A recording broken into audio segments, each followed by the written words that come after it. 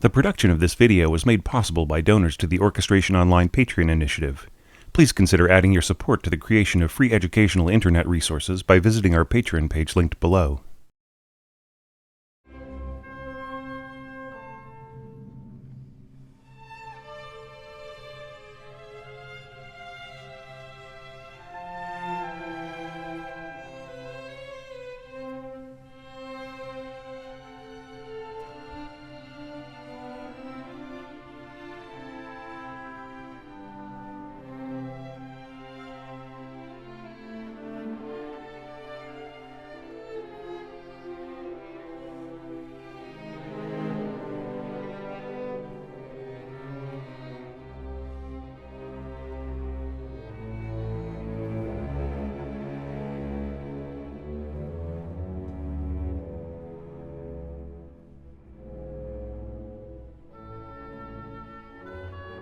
Hey there, this is your orchestration tutor, Thomas Goss. It is a sunny Southern Hemisphere summer morning down here in Wellington, New Zealand, and I intend to go enjoy some of that. But first, let's talk about this particular section of the first movement of Berlioz's Symphonie Fantastique. What's interesting here is that Berlioz has sort of struggled to get us back to the key of C major, as he should. This is technically a sonata allegro. Of course, he makes it all about the emotion, really. The key signature is really incidental, and he does put some craft and some cleverness and intrigue into the whole idea of modulating to the 5, coming back to the 1, and so on. But it's really all about the emotion here. That's what he cares about. So the whole concept of using the sonata allegro's different contrasts of key center is just all part of the game for him.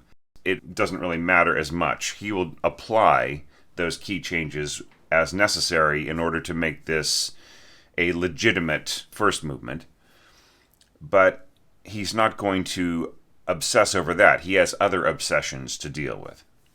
And of course, as we know, his major obsession was the actress Harriet Smithson. So he is going to work with a very intriguing way of moving around in terms of key. He'll eventually get us back to G, the dominant, so that he can jump back to a very firm C major tonic chord by the end of this lecture. But what we're going to deal with today is just his amazing way of getting around and his chromaticism, which is really prescient. It really looks forward to composers like Scriabin and some of the other people around 70 years later who would just kind of move from key to key very, very easily, and that would be part of the mystery of what they were doing. Berlioz applies that all over the place in this section. But we're really going to be focusing on the actual structure, the architecture of the orchestration more than that. But I thought that if there's anything about this section that is particularly noteworthy, that is really it, is how he starts in C and he ends in C. But on the way there, he just moves almost effortlessly from key center to key center. So let's start off right here. We brought the previous passage to a close. On this nice little C chord, we've got timpani playing the root. We've got the equivalent of a G6th here, written A6th. So this would be sounding G and E above. And then, of course, these kind of rooting C's in here, which are actually the melody in the violas. And on the same note, we just have a little bit of support from second violin. We'll talk about the melody in a second. But what's really important here is the framing. Just this nice, simple, low C right in here. And really not all that low. The cellos could be playing this an octave lower, but it's a very condensed picture, isn't it, right in here? The scope of the motion of these lines is very foreshortened. The lowest note is C below middle C, and the highest notes really don't go a whole lot higher than the treble staff. So, it's a range of about 2.5 octaves. Now, these lovely little decorations, they have an almost theme-like quality to them, and yet they really are just these kind of wandering broken chords and asides that help to inform the harmony of the passage and to keep a sense of motion going. Now, it looks like there's much more going on here, but it really is a single line that's being traded off between the first and the second violins. And contrary to the established practice within the coming century of trading off on the previous note, Berlioz just jumps from group to group. And I think that he does not want the trading off on the note, even if he had conceived it, because it's a question of the line moving from group to group. If he didn't want that, then he could just have had the first violins play the entire line all the way through. Right? Why do they need to move from group to group? And it's just the sense of motion from the perspective of the listener. It doesn't really make a whole lot of sense in a recording where the microphones have not been placed in a certain way so that you feel like you are in a concert hall. But if you are in a concert hall, or if you are sitting closer to the strings, then you can definitely hear the effect that's going on here. I think that these are things that are not just for the audience, but also for the conductor, right? And I've actually heard this section right in here overplayed, where the conductor encouraged the violin groups to really kind of overplay, put a bit of a hairpin right in here, crescendo, diminuendo on each of these groups of 4 notes. And I felt that that was just a little too much, just because it really distracted from this beautiful canto, right, singing line in the violas. They don't really get a chance to speak out very much. And here they do. Notice the dynamic marking of poco forte. There are a lot of ways of thinking about poco forte. Some people feel that it's just mezzo forte. Somewhere in between mezzo piano and forte is poco forte.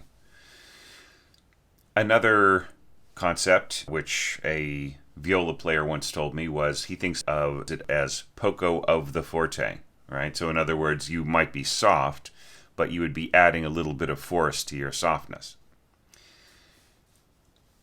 And there is a lot to be said for both of those particular approaches to poco forte. I feel that poco forte is just a little under forte. So it's forte that isn't forced, right? It's a strong sound that doesn't have too much weight on it. That's not the same thing as mezzo forte. It's just a tiny bit under forte is the way that I feel about it. It's forte without so many fangs. This is a little bit of an inversion of da da da da da da. I feel that he's just turning around da da da da da da da da. And this is nice, the way that this is set up to go back to C. And we've got those little uncertain changes of context to A flat right in here. And then here we have the same melody, canto, being played in the basses and cellos. Right? So it's kind of the same thing happening again, but now Berlioz changes the harmonic context to A major. right? Going down to a C sharp rather than what was happening right in here.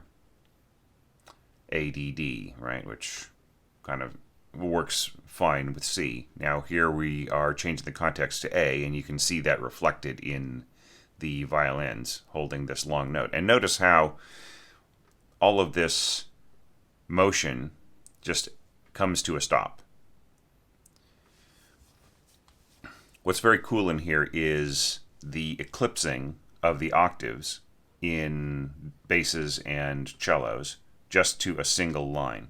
And that is just so forceful and potent and, just dark. It's a beautiful darkness to it. Then at this point, the two lines separate into very simple thirds here. We've got D and F sharp, C sharp and E. And this is one of those things that they tell you is very risky in orchestration manuals, that you should be careful about close harmonies when you get below C in the bass staff. Like, for instance, this note would be the point at which you would want to be very careful about scoring thirds and sixths and so on, fourths below this particular place. Now here, Berlioz gets away with it because it's almost completely unaccompanied by anything else. There's nothing else going on. So he doesn't have to worry about it being too muddy. And if the players are really listening to each other, he doesn't have to worry about the intonation either. So here is, I feel, the absolute most brave place. So he's asking for a B from his bass players. And then this is a D and a G sharp played double chord, so in other words, as a double stop. He doesn't want this to go divisi. Maybe some players might go divisi. The intonation, when you get down that low, because you can hear the overtones above, the lower you go, the more you can hear the overtones, the quality of the overtones. So you just really have to nail it when you have this kind of harmony, so very, very low, which is leading to a tonic A. I feel it's clever. I feel it's wonderful. Here we've got the root E for this 5/7 chord here. Just such a beautiful idea, so daring. Daring in a way that is still daring today. There's stuff like that in modern orchestration all the time, and people assume those demands, but they don't always come off so beautifully. The last thing to mention about this screen is the role of doubling from clarinets and bassoons. Very simple. Right in here, the second doubling the violas, the bassoons coming in and doubling the cellos. It just gives it a little bit more color. Really listen for that little teeny bit of added color.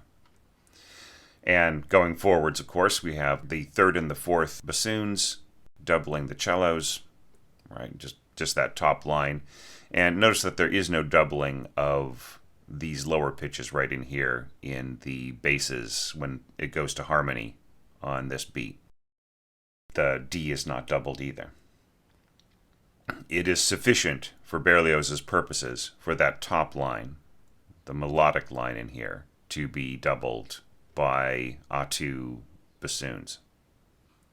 So 5/7 chord resolving to, as I said before, the A major chord here, sort of A major root chord, which is also a little risky. For the time this was written, it would have been very risky. Probably you could look through works by Weber, maybe a moment or two in a Beethoven symphony, and find something similar, but maybe not quite so low. It is a setup to a setup, let's face it. Now that is what is going on here. Berlioz needs to get to A, so he had that wonderful little passage we just saw, and it is just sort of a transitional passage, because he's about to set up this entire thing, which is going to take up the rest of our lecture. So that was just the purpose of that last screen. It was a very enchanting way to bring up a couple of ways of transforming his theme. Now he's going to go all out. What's intriguing about the next 5 screens that we're going to look at is how interdependent and yet independent the lines are.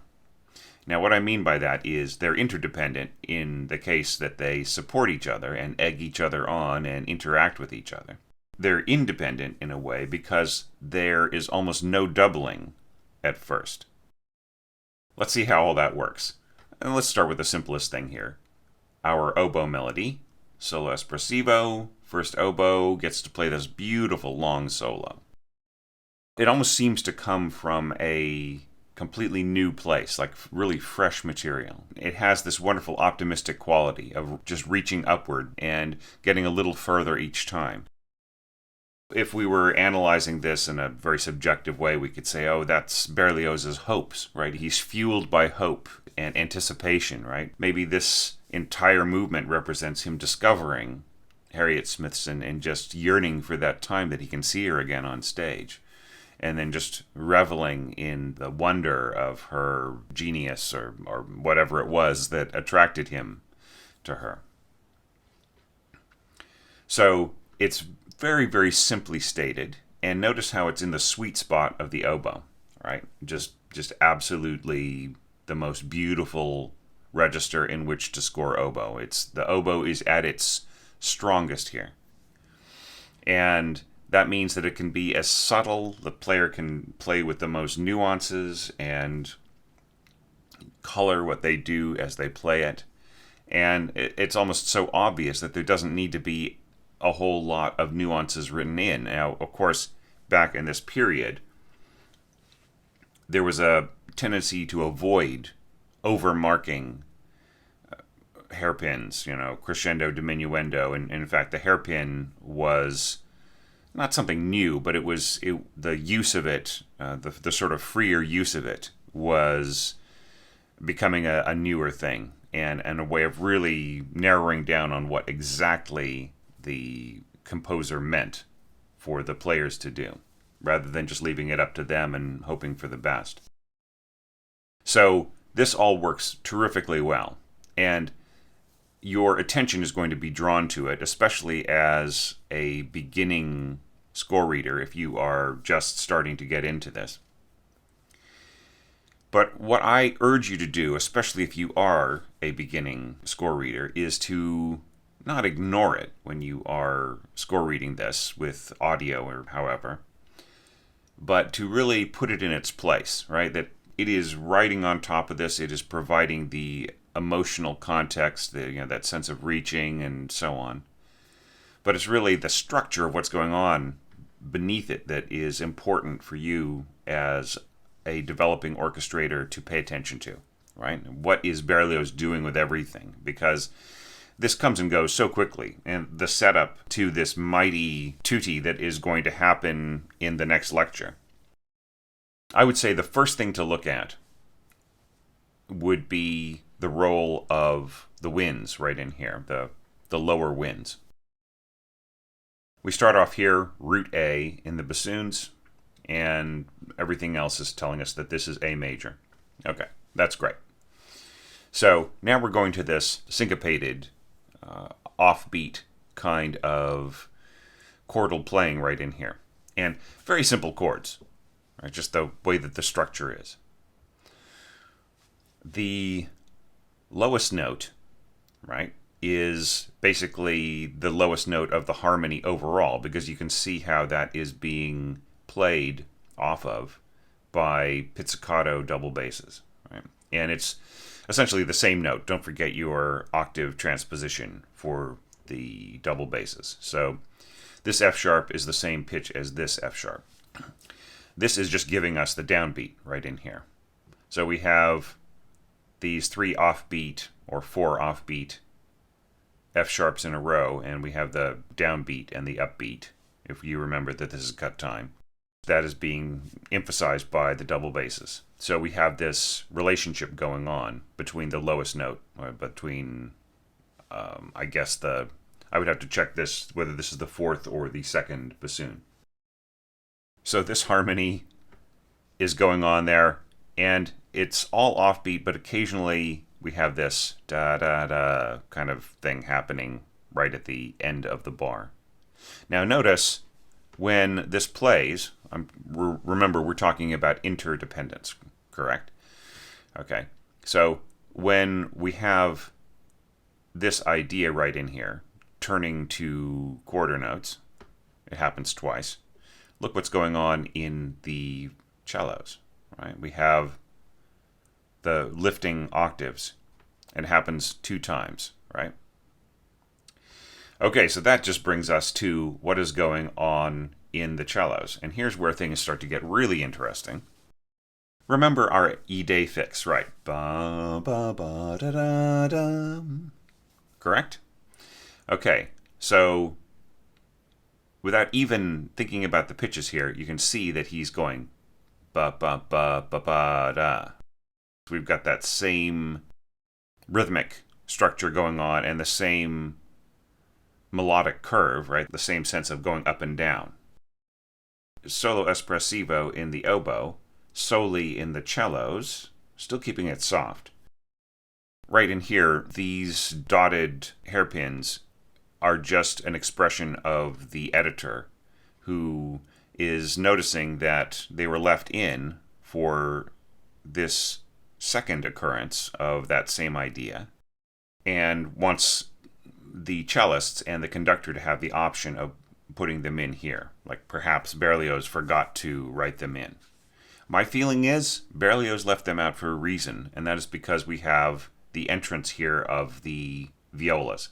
So the editor, I'm sure, is also aware of that. The conductor may not want this entrance, soli violas, to be stepped on so much by that whole push in the cellos. And I agree. If I were conducting this, I would leave out that.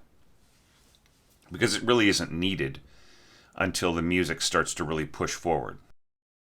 What's very cool about this is just what I mentioned. The violas coming in, right, and providing some counterpoint.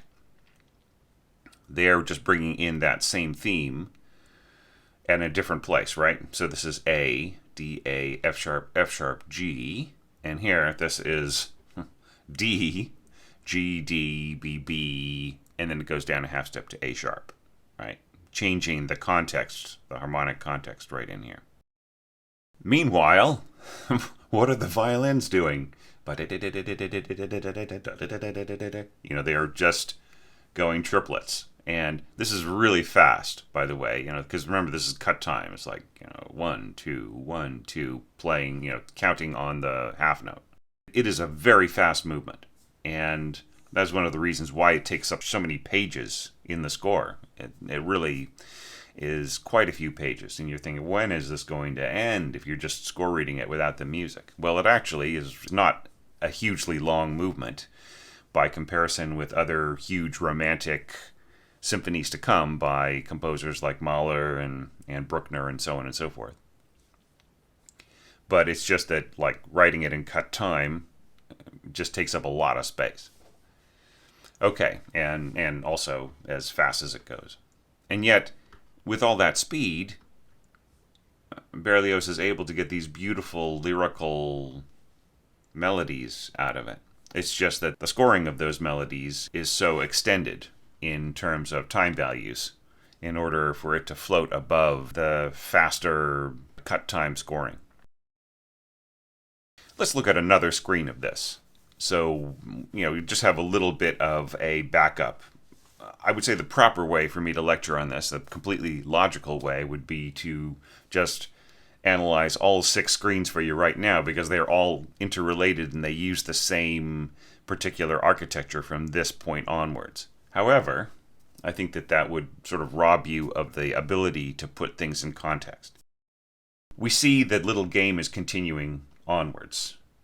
Ba, ba, ba, ba, ba, right? And then interacting with da, da, da, da, da, da, right? So it's just kind of going back and forth and back and forth. And notice here that the frequency accelerates, right? So we don't have these long-held notes tying to continue onwards. It's just da da da da da da da da da da da, and it's just one stepping on the other one's feet over and over and over again. And that really creates a lot of excitement. And if you just look at what's going on with the harmony here, G, G, G sharp, A sharp, B, B, C, C sharp, right? So things are just really slowly lifting in harmonic context. And the same thing is going on. Just look at the violins, right? So B, F sharp, E, and then B, E, C, F, C sharp, F sharp, D, G, E flat, A flat, E natural, A natural, right? So everything is kind of lifting by half steps. And what's lovely in here is that, like, if you really are aware of how the harmony is changing in here and shifting upwards and downwards, is just kind of giving this lift, then the beautiful floating oboe just seems so effortless all the way through, is very magical. It manages to ride this tide of chromaticism and still just maintain this sense of beauty and adoration and wonder, right? Is this the soul of Berlioz just swept away, riding this wave, this great mountain of anticipation that is kind of rumbling underneath him and getting taller and taller? But you can see that the relationship of the lower winds pretty much continues with the double basses, right? That interdependence. And some of the pitches, as the motion becomes more complex in the lower bassoon, this A punctuates the end of the tie. And then we have the same thing happening here, slur to the new pitch, which is caught by the double bass. And it's something that really seems that it was thought of sort of forward, right? The relationship of the double basses on the previous page seems to be almost in anticipation of what the relationship would eventually have with the second bassoon here, right? Okay. Or it's just convenient, one way or another. Now we can see here the da-da-da kind of thing happening that I mentioned before. And what's going on in the strings soli, the soli violas and the soli cellos, is that when this happens, the line is very simple. We don't have this ba ba ba ba ba at first, right? Okay, but then Berlioz wants to amp up the anticipation. So as this progresses, we start to see more and more complex writing from our soli strings. So I think that that's enough to go on for now. But once again, the key takeaway here is how there is essentially no real doubling here in terms of function. There is no doubling of the melody, an octave lower or at pitch by any other instrument. There is no doubling of this little chordal support of the solo with the strings. To an extent, some pitches double each other. There are pitches which you'd say, well, that is a doubled pitch, but it's not doubled in terms of the function, right? So if we have the function to play these G octaves, sounding G octaves in the clarinets, there is no instrument that is sitting there in the strings that is just hitting the same notes at the same time for the same reason. Do you see what I'm saying? The same thing is true of pretty much every part in this. The violins with these triplets, these two different soli lines. Now, the one possible exception to that rule is the doubling of the double bass, just catching some of these pitches coming in a little after when they are played by the second bassoon, but still, eventually just playing exactly at the same time. But that is kind of more of a rhythmic thing. Okay, so with all of those caveats, listen for how the parts are interdependent, how these soli lines in the violas and the cellos interact with each other and sort of push at each other, how these triplets in the violin sort of keep a sense of nervous motion, how the double basses catch the bottom of this harmony right in here, and how this kind of syncopated pulsing helps to keep the sense of motion really interesting in this passage. And then, of course, just how the oboe floats on top of this, just so beautifully and pastorally, and yet kind of lonely, right? It's sort of Berlioz dealing with his feelings, his passion for this woman. He's just stretching him every which way, and now he's going to express it. What is his final takeaway? Well, we'll find out by the end of this lecture. What was the whole point of this? And of course, how this emerges from the tail end of the previous screen. This beautiful setup of a setup, right? What is following this screen is the setup to the big tutti. And this is the setup of that setup that allows us to get to A major, right? So listen for the way that these two different parts in the two different groups of violin just kind of easily slide from place to place. Wonderful rooting C on the bottom here in the cellos. And these canto violas, the singing violas, sort of inverting some of the melodic line of the Idée fixe. So beautifully expressive. How the lower winds come in and just add a tiny bit of color to this cadence right in here. And then how things get even lower, and then how things harmonize so beautifully low, and how unaccompanied that is by necessity, so that you can get a wonderfully realized intonation right in there. Tricky, but the kind of thing that is discouraged by orchestration teachers who realize that the first orchestra that their student may work with will be one that may not be able to pull this off all that beautifully.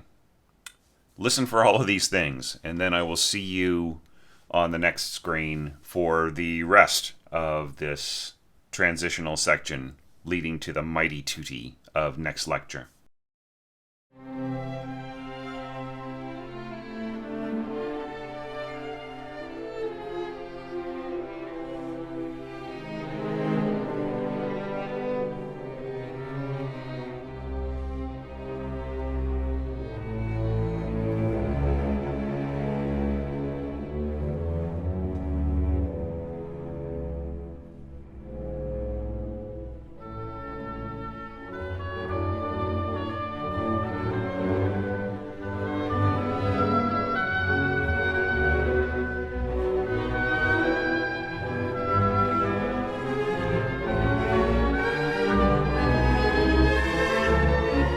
So we're going to stay on this screen for just a second because I want to point something out which the more observant of you may have well grabbed and wondered why I did not mention it before, and that is this one little note here, this A, doubling the A melody of the oboe.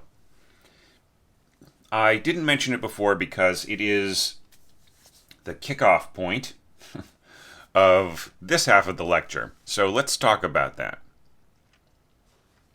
So here we have some first oboe and first flute doubling, and it is leading into the doubling here, which continues on throughout most of the rest of this passage.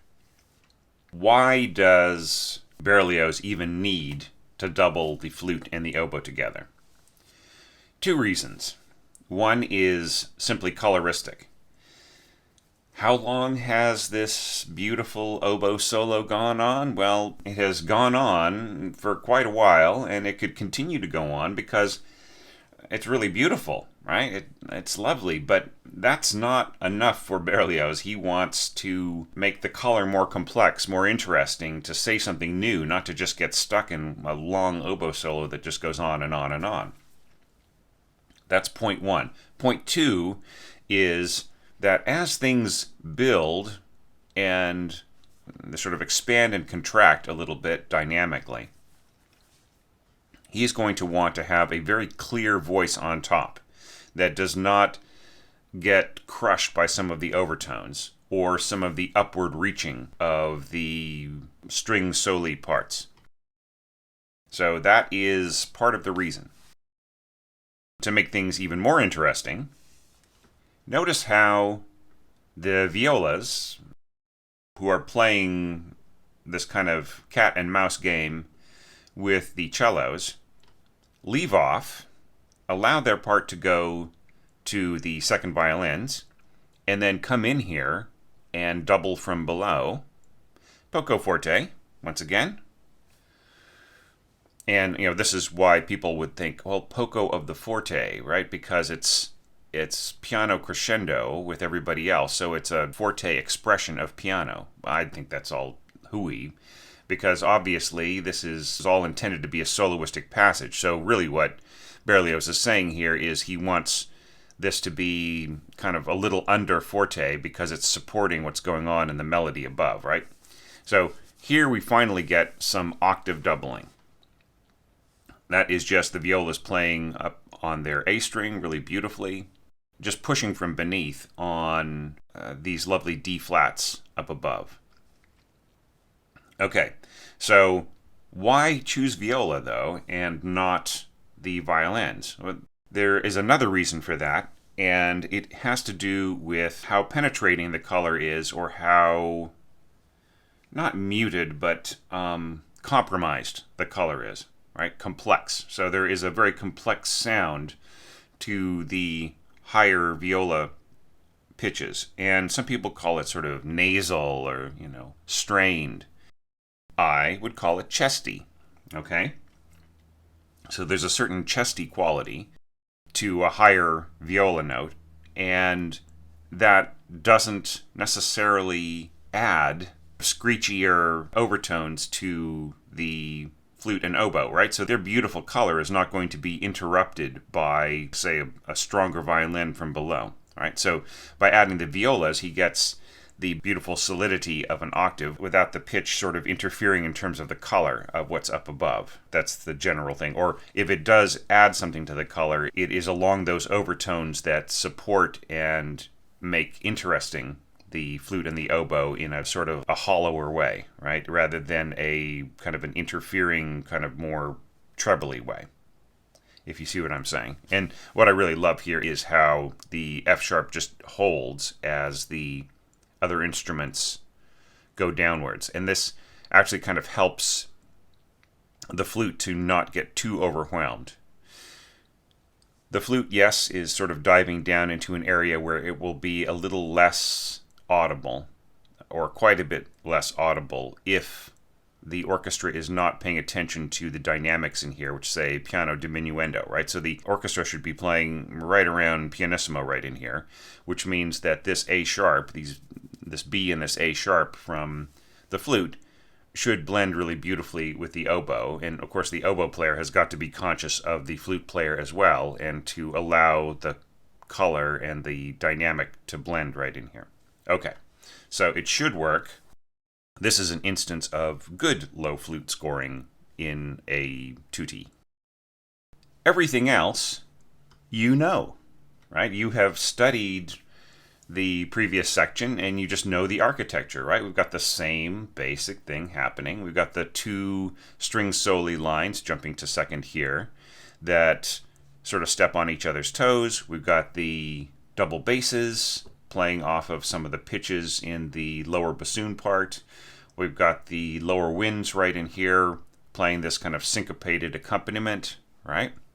So what else is there to say? You understand it, you smart person, you.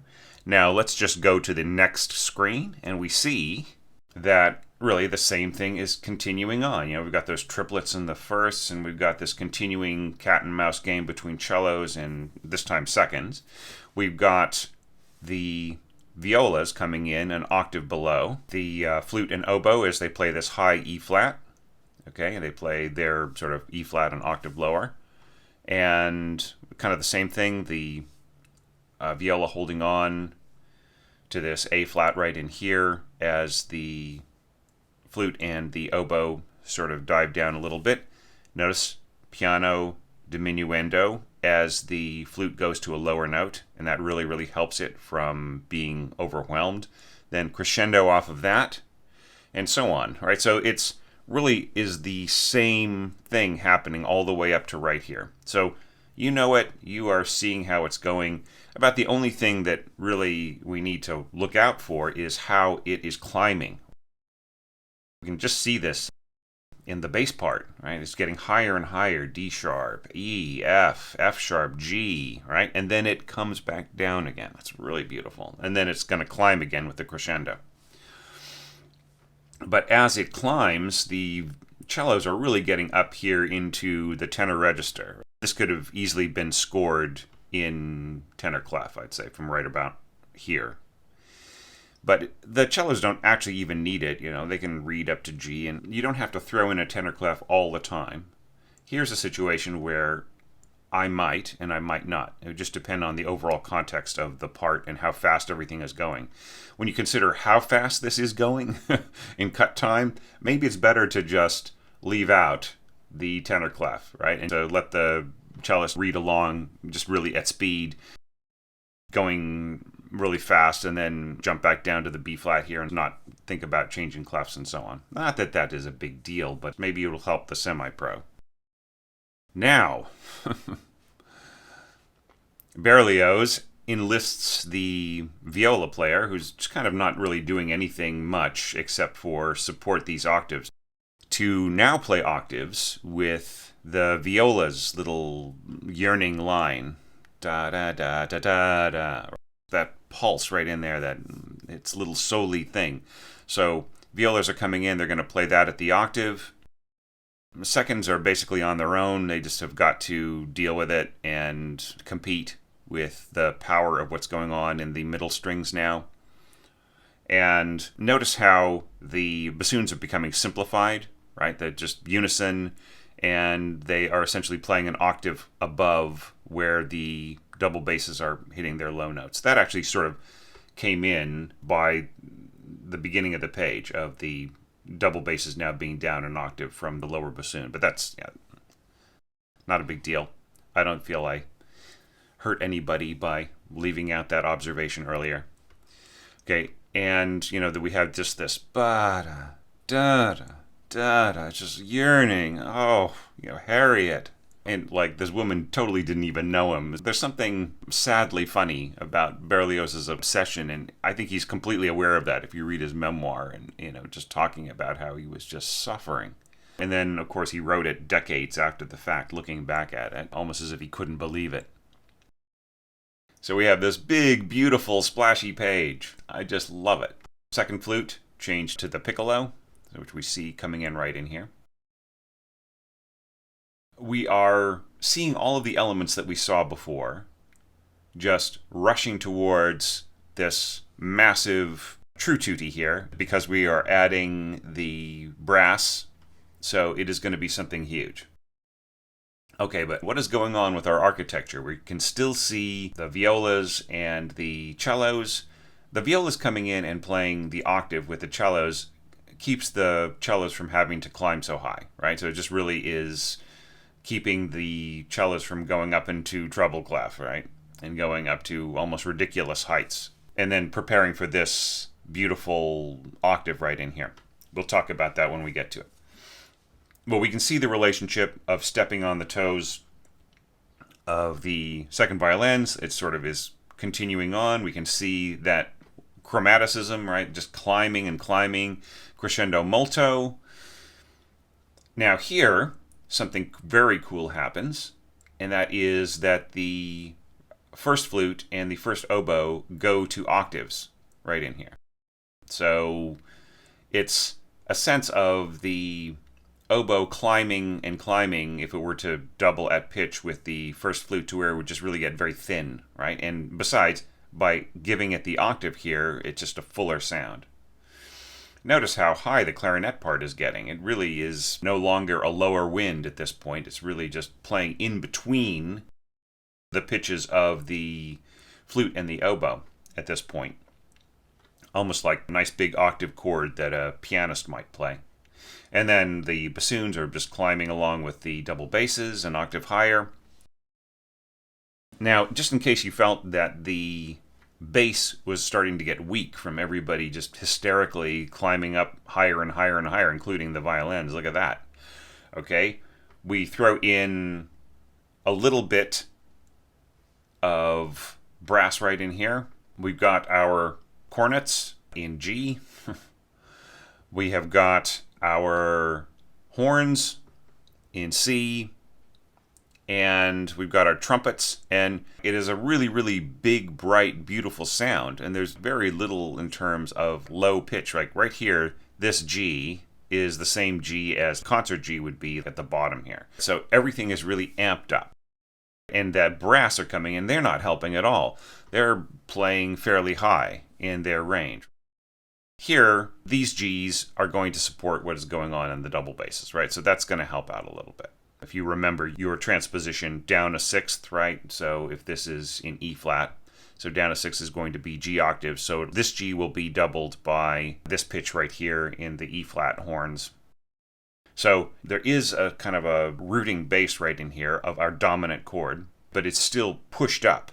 And this is a really valuable lesson for beginning orchestrators. And that is that a lot of times the thing that makes us feel the most secure is sometimes the worst decision. Berlioz doesn't throw in big fat G octaves going all the way down to like the lowest G that the double basses can play, doubled by the ophicleide or contrabassoon or whatever, right? He doesn't throw that in because he wants the sense of lift, because he is going to fall on C like a hammer in the next screen. There's no question that there will be a very firm C root coming up. But he just really has lifted and lifted and lifted. So sometimes when you get to a cadence like this, 5-1, it's good for it to be almost floating up there, suspended, waiting to just crash down. Cornets in G rather than in B flat. So that would mean that this is a C, right? And then this is a C sharp. We're just basically playing pitches sort of right in the middle there, kind of supporting. Notice it starts off piano. Everybody else is going crescendo molto, right? So everybody right here is mezzo forte or poco forte or whatever you want to call it. And they are sort of driving towards these big pushing fortes right in here. Okay, so the cornet is, this little solo cornet in here, or not solo, but single cornet, is just filling in a little bit of color. Its entrance is not going to be noticed that much. And then we have these C horns, which, by the way, sound down an octave, right? So this is going to be D, right, down here. And that's just doubling with the cornet here. And so on. All right, so we are definitely heading towards a massive G major chord right in here. And we can see the setup here. We've got the bassoons playing these G fifths, and we've got the G thirds and the oboes. We got this lovely high G right in here. And right in here, remember your transposition. This is going to be sounding D sixth right in here. So we got the same B on top, doubling this written C, and then below it a D, and so on. But what I find, of course, cool, and what you are going to instantly catch on with your ear, is this da-da, da-da, da-da, da-da, with the violins. And notice that it's doubled with the second violins and first violins together. And then an octave lower, we've got the violas, I keep wanting to say altos, and then an octave below that, the cellos. That is so powerful, it does not need any doubling by anybody, even though we've got forte winds and forte brass below it. Of course, not forte heavy brass till we get to right here.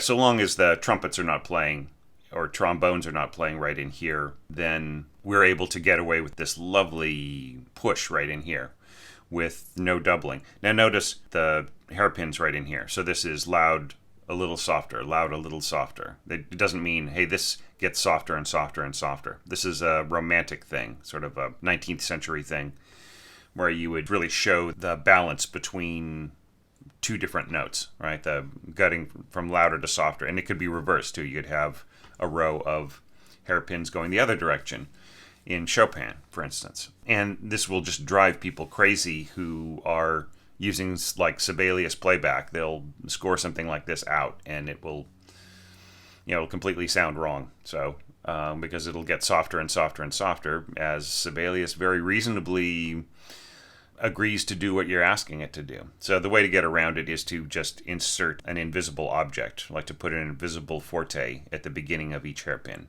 right? And then you'll get the right effect. But then you have to put an invisible forte like right here, because we're going back to forte and even more because it's crescendo molto, right? So on top of everything is getting bigger anyways, right? So, da, da, da, da, there might be the conductor just pushing at the players to even get louder and louder and louder, right? So they might even be almost fortissimo right in here. Okay, so that leads to right here, and we've got this, once again, octaves. Everybody is playing these screaming Gs very high, so very high cellos playing G, G, G, G, G, G. And same thing's going on with the violas, playing a very high G an octave higher, and then of course right on top we've got both groups of violins, so 30 players just hammering away at this very high G. But notice that the flute and the second oboe, they go to the seventh, right? Because we're setting up the cadence to go back to the one, right?